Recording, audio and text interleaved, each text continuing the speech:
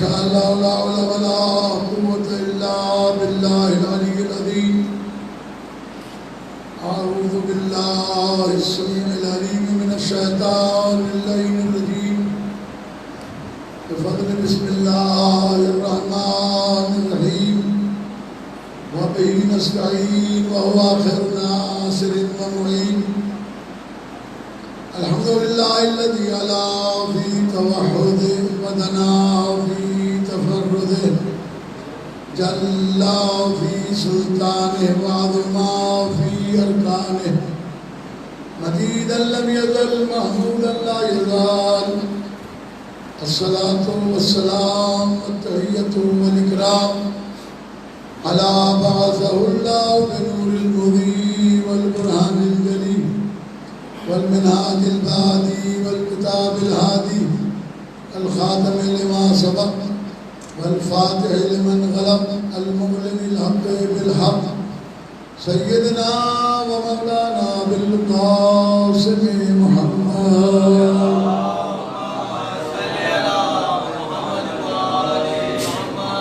الصلاة والسلام على عترته التي يبين الأطهرين المعصومين الذين أذهب الله عنهم الرجس وطهرهم تطهيرا.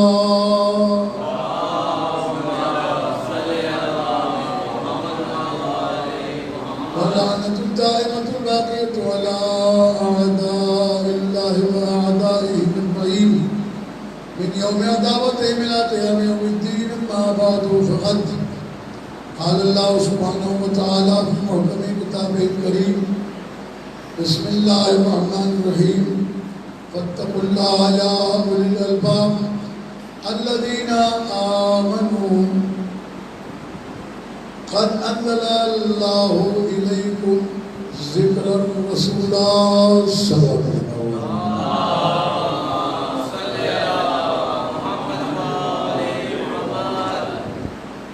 گرامی، وقت تیزی کے ساتھ گزرا ہے اور آج ہماری 8ویں مجلس ہے عقل اور قرآن کے عنوان سے. خداوند کریم نے بار بار انسان کو اس طرف دعوت دی ہے کہ تم عقل سے کام کیوں نہیں لیتے. اس آیت کریمہ میں جو میں نے آپ کی خدمت میں عرض کی: فاتقوا اللہ یا اولی الالباب، اللہ سے ڈرو اے وہ لوگوں جو عقل رکھتے ہیں. الذین آمنوا، وہ لوگ جو ایمان لائے. قد انزل اللہ الیکم ذکرا رسولا، ہم نے تمہاری طرف رسول کو ذکر بنا کر بھیجا ہے. یعنی میرا رسول جو تمہیں یاد دہانی کراتا رہتا ہے، مستقل طور پر تمہیں یاد کراتا ہے. ایک تو یہ کہ انسان خلق ہوا ہے اللہ تبارک و تعالیٰ کی طرف سے، تو اس کا ذکر اللہ تبارک و تعالیٰ نے قرآن مجید میں کیا ہے. اب میں اس ذکر کو آپ کے سامنے پیش کرنا چاہتا ہوں. لقد انزلنا الیکم کتابا، یقیناً ہم نے تمہاری طرف کتاب کو بھیجا ہے. فیہ ذکرکم، اس میں ہم نے تمہارا ذکر کیا ہے. افلا تعقلون، کیا تم اس بات کی طرف عقل سے کام نہیں لیتے؟ اب وہ جو تمہارا ذکر قرآن مجید میں کیا گیا ہے، جو انسان کا ذکر کیا گیا ہے، وہ بہت زیادہ ہے. میں نے کسی زمانے میں انسان اور قرآن کے عنوان سے اسنا پڑھا تھا فیس میں. مجھے یاد ہے کہ بہت سارے پڑھے لکھے افراد نے بہت زیادہ پسند کیا تھا اسے. تو میں چند ایک آیات آپ کے سامنے پیش کرنا چاہتا ہوں کہ اللہ نے قرآن مجید میں جو انسان کا ذکر کیا ہے، اگر انسان اس کے اندر غور کرے تو انسان کا اپنا ذکر اللہ نے کیا ہے. پہلی چیز یہ تو خداوند کریم نے قرآن مجید میں بیان تو بہت ساری آیتیں کی، لیکن میں جس ترتیب سے تھوڑا سا آپ کے سامنے آیات کے روشنی میں کچھ باتیں عرض کرنا چاہتا ہوں، اور پھر میں 3 سوالات کی کر اس کی بارگاہ میں. تو تمہارا ذکر یہ ہے کہ تم نہیں تھے، تمہیں وجود دیا، اور جب تمہیں نہیں تھے تو وجود دیا ہے، تو اب ہونے کے بعد دوسرا وجود وہ تمہیں دے سکتا ہے. جو لا شے سے شے بنا سکتا ہے وہ شے سے شے کو کیوں نہیں بنا سکتا؟ پہلی چیز یہ ہے. اس کے لیے مثلاً قرآن مجید میں حضرت ابراہیم علیہ السلام کا وہ واقعہ ہے کہ جب آپ اپنے ساتھیوں کے ساتھ جا رہے تھے دریا کے کنارے تو آپ نے دیکھا کہ ایک مردہ پڑا ہوا ہے جس کا آدھا جسم دریا میں ہے اور آدھا جسم دریا سے باہر ہے. جو جسم دریا کے اندر ہے، جو حصہ دریا کے اندر ہے جسم کا، اسے مچھلیاں کھا رہی ہیں، اور جو باہر ہے اسے پرندے روز کو اس کے کھا رہے ہیں. تو حضرت ابراہیم علیہ السلام کے ساتھی جو تھے انہوں نے کہا کہ اللہ کے رسول، اس آدمی کو اللہ کیسے زندہ کرے گا؟ آدھے کو مچھلی کھا گئی، آدھے کو پرندے کھا گئے.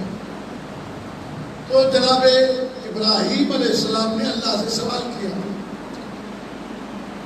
کیا سوال کیا؟ رب ارنی کیف تحیی الموتیٰ، اے اللہ تو مجھے دکھا کہ تم مردوں کو کیسے زندہ کرے گا تاکہ میں انہیں سمجھا سکوں. تو اللہ تبارک و تعالیٰ نے جناب ابراہیم علیہ السلام سے کہا فَخُذْ أَرْبَعَةً مِّنَ الطَّيْرِ، 4 پرندے لے لو، فَصُرْهُنَّ إِلَيْكَ، اور تم انہیں ذبح کرو، قیمہ بناؤ، گوشت پھوست بال و پت سب ملا دو اور انہیں پہاڑوں پر پھیلا دو اور ان کی چونچ ہاتھ میں لے کر اسے بلاؤ، یأتینک سعیا، وہ دوڑے ہوئے تمہارے پاس آئیں گے. اب یہ قرآن مجید ہے، یہ حدیث نہیں ہے کہ نبی نے چونچ ہاتھ میں پکڑی، جانوروں کو ذبح بھی خود کیا. وہ 4 جانور تھے، چاروں میں سے 2 جانور حلال تھے، 2 جانور حرام تھے. مختلف نام لکھے گئے ہیں، مور تھا، گدھ تھی، فاختہ تھی، کبوتر تھا. ہمیں نام سے غرض نہیں، غرض یہ کہ 2 جانور حلال تھے، 2 جانور حرام تھے. ان کا گوشت پوست کھالے سب ملا دی. اور اب جب کھڑے ہو کے بلایا تو کسی جانور کا گوشت کسی جانور میں نہیں گیا. جو جس جانور کا گوشت تھا وہ اڑتا ہوا آیا اور اس جانور میں لگتا گیا، یہاں تک کہ وہ جانور بن کے اڑ گیا. سلوات بھیجتے محمد صلی اللہ علیہ وسلم.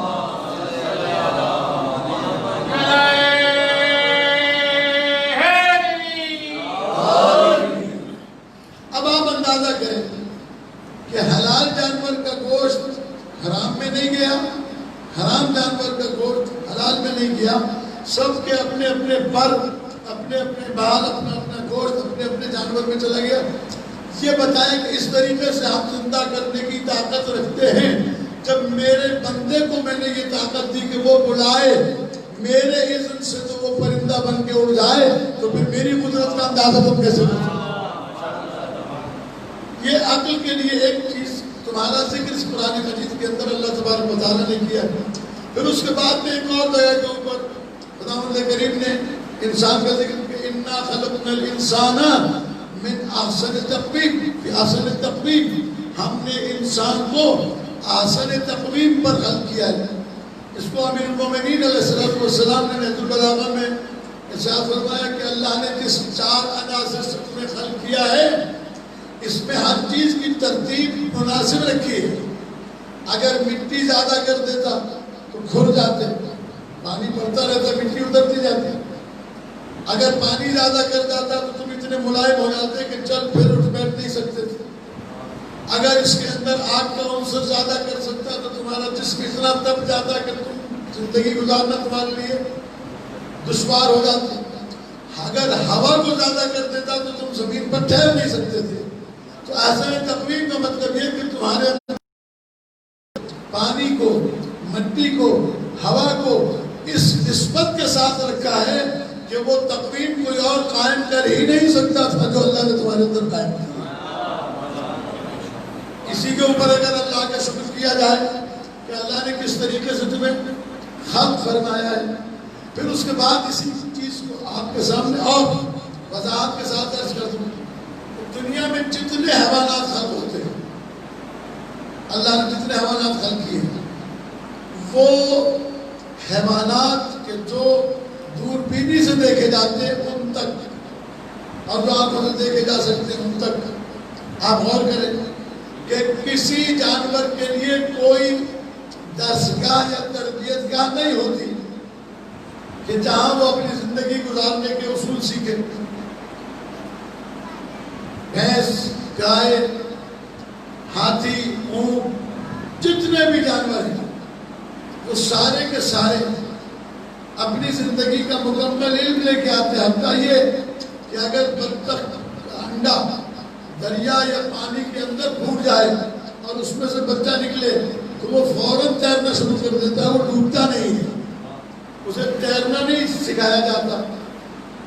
علی علیہ السلام نے نہج البلاغہ میں ارشاد فرمایا کہ چیونٹی اپنے بل میں جب گندم کا دانہ لے کے جاتی ہے تو 2 حصے کر کے رکھتی ہے، اور جب دھنیے کا بیج دھنیا ثابت لے کے جاتی ہے تو اس کے 4 ٹکڑے کر کے رکھتی ہے، اس لیے کہ گندم تو ہونے کے بعد میں نہیں اگتی لیکن دھنیا 2 ٹکڑے ہو کر بھی اگ جاتا ہے، لہذا اسے 4 ٹکڑے کر کے رکھتی ہے تاکہ وہ اگ نہ سکے. تو یہ شعور اللہ تبارک و تعالیٰ نے اس کو دیا ہے. لیکن ان تمام حیوانات کو ساری زندگی کے شعور دینے کے باوجود کہ وہ اپنی زندگی کا پورا علم لے کر آتے ہیں، انسان اس کے مقابلے میں واللہ اخرجکم من بطون امہاتکم لا تعلمون شیئا، انسان جب ماں کے پیٹ سے جاتا ہے تو کچھ بھی نہیں کرتا. پھر آپ کس بنیاد کے اوپر کہتے ہیں کہ ہم جانوروں سے شہد کی مکھی چچا بناتی ہے؟ اس کے پاس میں کوئی ناپنے کے لیے چیز ہوتی ہے، لیکن اس کے گھر کے آپ کھانے ناپ لیں، ایک کھانا دوسرے کھانے سے بڑا نہیں ہوگا، ایک کونا دوسرے کونے سے مختلف نہیں ہوگا. وہ جیسے بناتی ہے پھر وہ جو شہد لے کے آتے ہیں ان کی سردار ملکہ دروازے پہ رہتی ہے کہ یہ لانے والا رس آیا شہد بنانے کے قابل ہے یا نہیں. اگر وہ غلط جگہ سے کہیں سے لے کے آتی ہے تو وہ اس کا سر توڑ کے پھینک دیتی ہے وہیں پر اور اسے اندر جانے نہیں دیتی. کہ ساری چیزیں انسٹرکشن ان کو ملتے ہیں کہ کس نے مشرق کی طرف جانا ہے، کس نے مغرب کی طرف جانا ہے، کس نے شمال کی طرف جانا ہے، کس نے جنوب کی طرف جانا ہے، اس کے اوپر کتنا کمال ان کا کنٹرول ہے.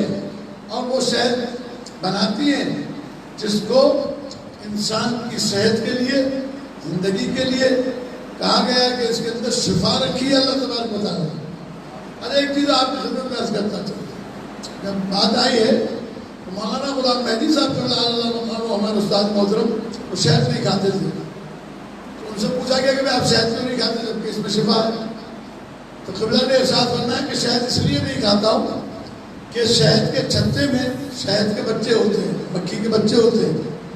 3 حصے تمہارا حق ہوتا ہے، 1 حصہ ان بچوں کا حق ہوتا ہے. تم بچوں کا حق نہیں لے آتے ہو تو میں کیسے کھاتا ہوں شہد؟ ساری زندگی نہیں کھائی. دیکھیے یہ اتنی گہرائی میں جا کر کوئی نہیں سوچتا، اتنی گہرائی میں جا کر کوئی نہیں سوچتا. بہرحال چونکہ علم عقل کو بڑھا دیتا ہے اور جو علم پر غور و فکر کرتا ہے اس کی عقل بڑھ جاتی ہے. لہذا انسان کے مقابلے میں حیوانات اپنی زندگی گزارنے کے تمام اصول، نشیب و فراز، ہر چیز جانتے ہیں. حتیٰ بیا کا گھونسلہ جو ہے آپ اس میں دیکھیں کہ وہ رات کو اپنے گھونسلے میں روشنی کرنے کے لیے جگنو کو لا کر مٹی کے ساتھ چپکا دیتی ہے تاکہ اس کے گھر میں بلب جگمگ جگمگ جگمگ کرتا رہے اور اتنا محفوظ بناتی ہے. حالانکہ وہ تنگوں کا بنا ہوا گھر ہوتا ہے، اس میں کوئی لیپا نہیں ہوتا، اس میں کوئی پلستر نہیں ہوتا، لیکن مجال نہیں ہے کہ ایک بارش کا قطرہ اس کے گھونسلے کے اندر چلا جائے. اس کے باوجود انسان افضل المخلوقات کی جسے پتہ ہی نہیں کچھ پیدا ہو تو چلنے پھرنے کے قابل نہیں ہے، یہ نہیں معلوم میرا بھائی کون ہے، میرا باپ کون ہے، میرا عزیز کون ہے. لیکن انسان جب شعور کی منزلوں میں آتا ہے پھر سمجھتا ہے. تو اب انسان میں اور حیوان میں فرق کہ انسان اشرف المخلوقات ہے اور یہ جانور ہے جو افضل المخلوقات ہے. اس کی وجہ کیا؟ اس کی وجہ صرف یہی ہے کہ ہر حیوان صرف ایک محور پہ زندگی گزارتا ہے، اس کے سراؤنڈنگ کسی جسم کی ترقی نہیں ہوتی ہے، نہ نہ وہ مختلف زبانیں بول سکتا ہے، نہ وہ اپنی غذا بدل سکتا ہے۔ جانور کھانے والے، گھاس کھانے والے جانور ایسا نہیں ہے کہ ترقی یافتہ دور میں سکہ بوٹی کھانے لگے ہو، گوشت کھانے لگے ہو، تیرے کچا نہیں کھاتے پکا ہوا کھانے لگے ہو، ایسا نہیں ہے۔ اور جو جانور گوشت خور ہیں وہ گھاس نہیں کھاتے جی، جو جنگلوں میں رہنے والے ہیں وہ جنگلوں میں رہتے ہیں، جو شہروں میں رہنے والے ہیں وہ شہروں میں رہتے ہیں۔ پالتو جانور الگ ہوتے ہیں اور جنگلی جانور الگ ہوتے ہیں، لیکن دنیا میں کتنے ایک قسم کے جانور ہیں، لاکھوں قسم کے۔ آپ بتا دیں کہ کسی ایک جانور کو کہ اس نے ترقی کر کے کوئی نئی زبان بولنے لگا ہو، کوئی نئے قسم کی غذا کھانے لگا ہو، تو عزیزان گرامی ان کا ایک ہی محور پہ زندگی ہے بس۔ تو جو ایک جگہ منجمد ہو جائے زندگی وہ حیوانیت کی ہے، اور جو ترقی کر جائے وہ انسانیت ہے۔ سبا بھیجے بابا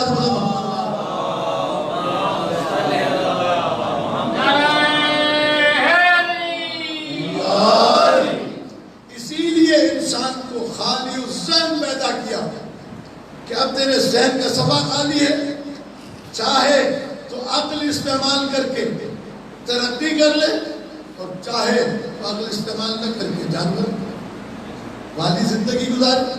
اور آج جانور بھی پیدا کرتے ہیں، گھر اپنی ضرورت کے مطابق جانور بھی بناتے ہیں، گرمی سردی سے وہ بھی اپنے آپ کو بچاتے ہیں، لیکن ان کے اندر ترقی کی کوئی بھی گنجائش نہیں، کسی قیمت پر بھی۔ ترقی یافتہ ممالک کے جانور ہوں یا پسماندہ علاقے کے جانور ہوں، اور ایک چیز یاد رکھیے، ایک تو یہ کہ وہ ترقی نہیں کر سکتے، دوسری چیز یہ کہ جب بھی وہ کھانا کھائیں گے، پانی پیئیں گے تو سر جھکا کے پیئیں گے۔ کھانا کھائیں گے، پانی پیئیں گے تو سر جھکا کے پیئیں گے۔ اللہ نے انسان کو دو ہاتھ اسی لیے دیے کہ غذا کے آگے تیرا سر نہ جھکے، دنیا کے آگے تیرا سر نہ جھکے، اس لیے کہ یہ پیشانی میں نے اپنے لیے بنائی ہے، یہ پیشانی صرف میرے آگے جھکنی چاہیے۔ چلو بھیجے بابا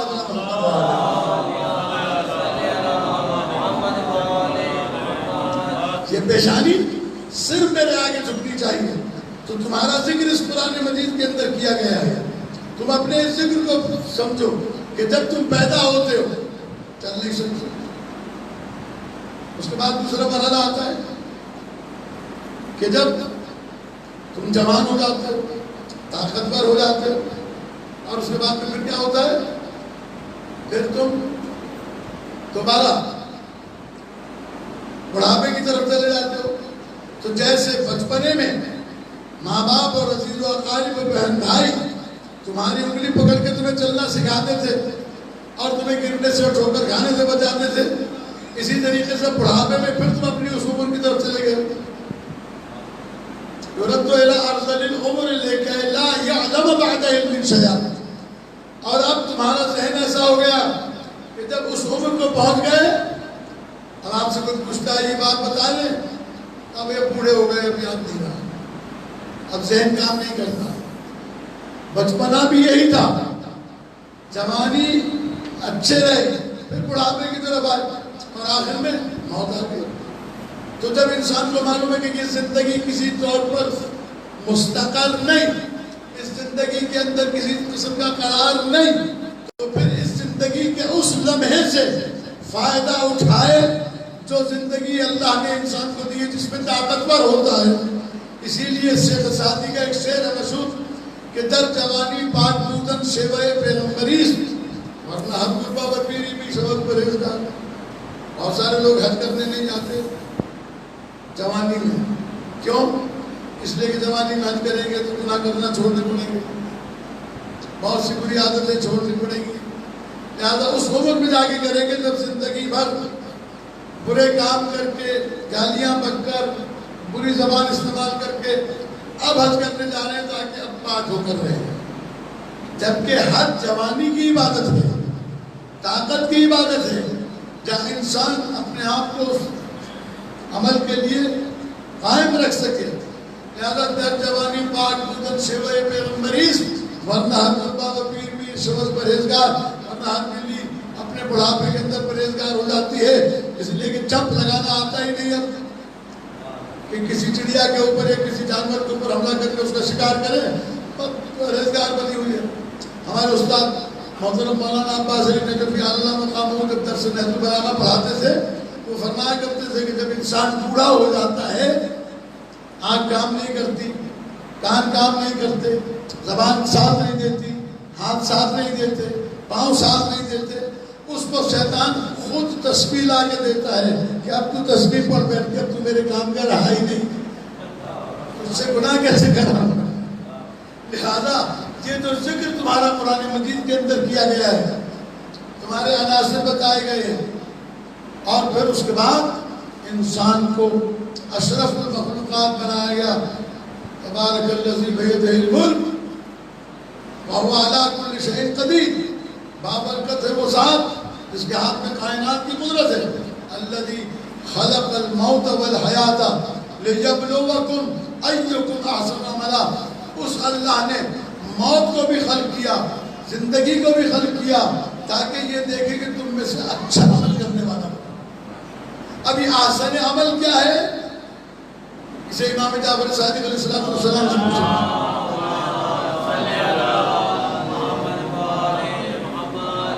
پوچھا گیا امام سے، مولا احسن عمل کیا چیز ہے؟ آپ نے فرمایا احسن عمل وہ عمل ہے جس کو انجام دینے کے بعد مخلوق خدا سے تعریف کرنے کا دل میں جذبہ پیدا نہ ہو۔ اب میں نے مجلس پڑھی ہے تو آپ حضرات میری تعریف کریں، اگر میں اس جذبے سے پڑھ رہا ہوں کہ آپ سے تعریف لوں، یہ اور بات ہے کہ آپ خود سے کسی اچھے عمل کی، کسی کی نیکی کی تعریف کریں، یہ الگ چیز ہے، لیکن یہ کہ میرے دل میں اگر یہ تمنا اور یہ خواہش ہے کہ میں نے اچھی مجلس پڑھی تو میری اچھی مجلس کی لوگ تعریف کریں، تو پھر یہ عمل احسن عمل نہیں ہے۔ اس لیے اللہ نے کثرت عمل نہیں مانگی ہے بلکہ معیار عمل مانگا ہے۔ کردار میں معیار ہونا چاہیے، کہ عمل میں معیار ہونا چاہیے، اور جب معیار اس وقت پیدا ہوگا جب علم ہوگا، اور علم اس وقت فائدہ پہنچائے گا جب انسان کے پاس عقل ہوگا، جب عقل سے کام لے گا۔ اللہ تبارک و تعالیٰ نے آپ کے اوپر روزہ فرض کیا، روزہ فرض کرنے کے ساتھ ساتھ اس کی وضاحت کر دی کہ دیکھو جب تک صحت مند ہو، مسافر نہیں ہو، کمزور نہیں ہو، کسی قسم کی بیماری تمہیں لاحق نہیں ہے، روزہ رکھو۔ لیکن جس دن تمہارے اوپر بیماری مسلط ہو جائے، کوئی خدا نخواستہ بڑھاپا مسلط ہو جائے تمہارے اوپر، خدا نخواستہ کوئی ایسی چیز تمہارے اوپر مسلط ہو جائے، اب روزہ نہیں رکھو بلکہ روزے کے بدلے ایک مفت کام دو۔ تو اب جو انسان عقل سے کام لے گا تو جوانی میں صحت میں روزہ رکھے گا۔ اسی لیے مولا کائنات علی بن ابی طالب علیہ السلام کا ایک فرمان،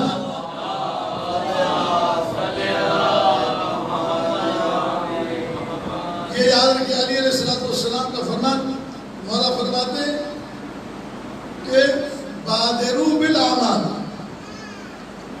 عمل کرنے میں جلدی کرو، عمل کرنے میں جلدی کرو، یعنی لے تو لالی میں نہ پڑھو، یہ نہ کہو کہ ٹھیک ہے پڑھ لوں گا کر لوں گا، نہیں، جو کام آج کا ہے وہ آج، نماز فرض ہے پڑھو، روزہ فرض ہے رکھو، عبادت فرض ہے کرو، مودت اہل بیت فرض ہے انجام دو، آل محمد سے محبت کرو، اللہ کے رسول کا کلمہ پڑھو، وغیرہ وغیرہ، یہ ساری چیزیں ہیں۔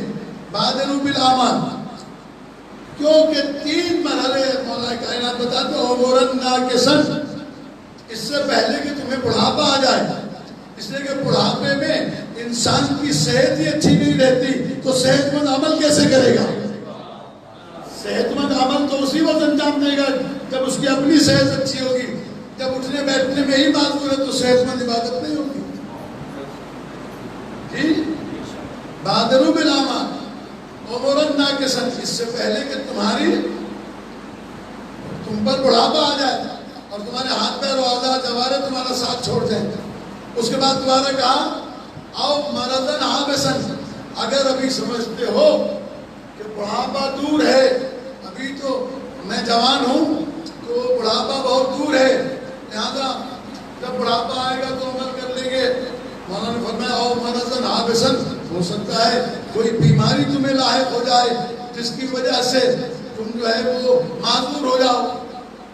ہم نے دیکھا اپنی زندگی میں، آپ نے بھی دیکھا ہوگا کتنے لوگ ہماری زندگی میں ہمارے سامنے، ہمارے سے عمر میں کم، ہم سے صحت میں بہتر، لیکن جب بیماری لاحق ہوئی تو بیچارے نہ کھڑے ہو سکتے ہیں نہ بیٹھ سکتے. ہو سکتا ہے کوئی بھی حادثہ ہو سکتا ہے، ایکسیڈنٹ ہو سکتا ہے، کچھ بھی ہو سکتا ہے. آؤ موتن جالسن، اگر تم مطمئن ہو کہ بڑھاپا بھی دور ہے اور بیماری بھی نہیں آ سکتی ہے تو اس بات سے مطمئن نہ رہو کہ موت تمہیں آ لے. اس لیے کہ موت کے لیے کوئی وقت معین نہیں ہے، کسی وقت بھی تمہیں موت آ سکتی ہے.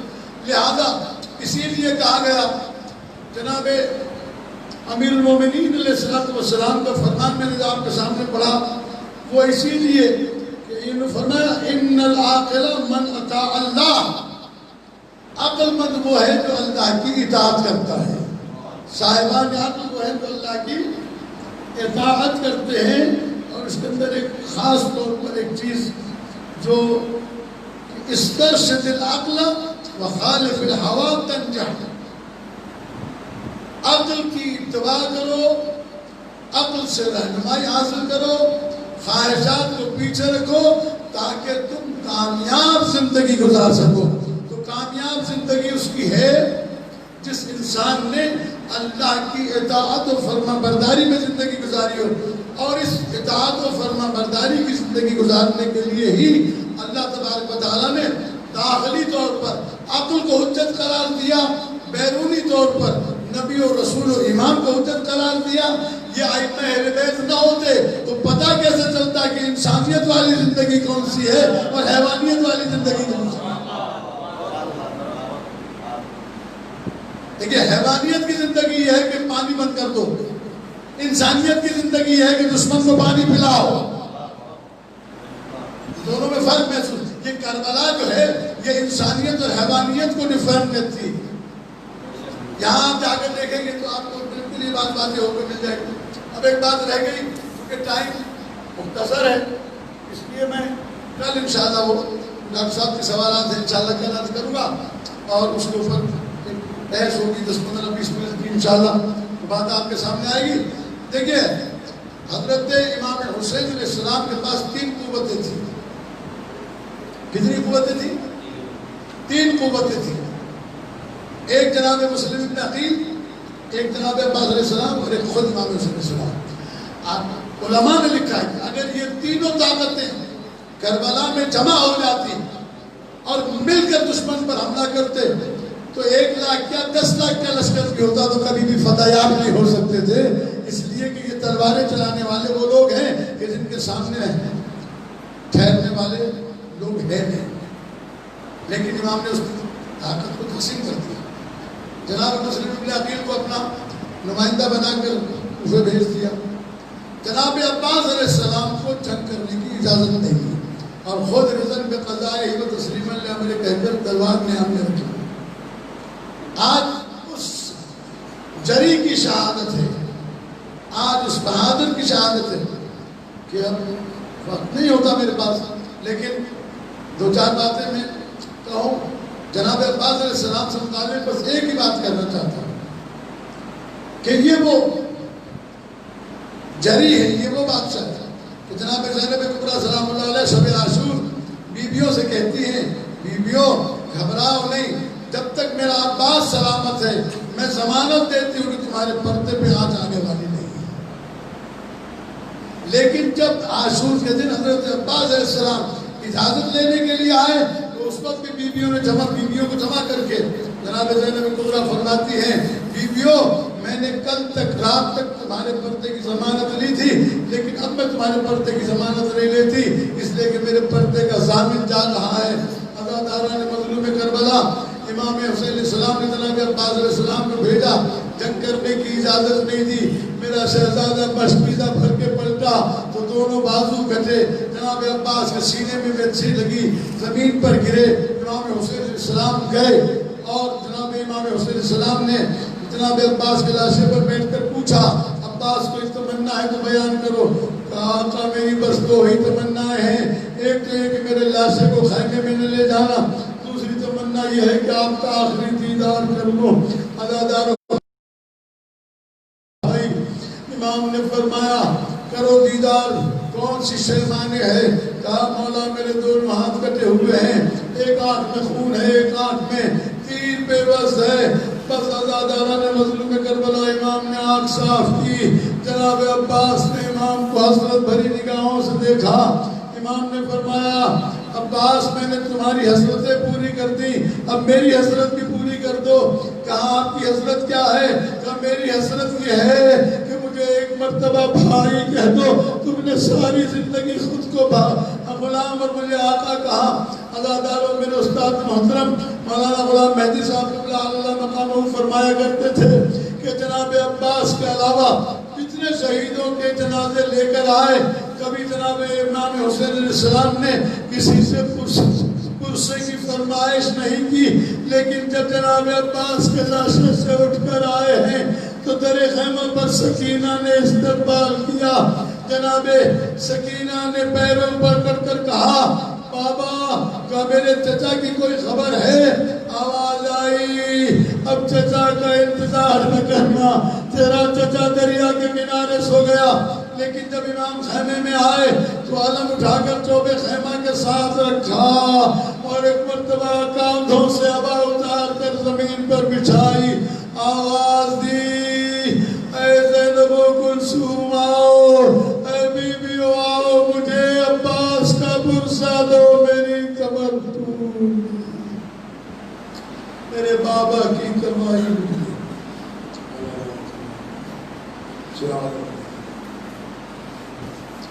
ماتم حسین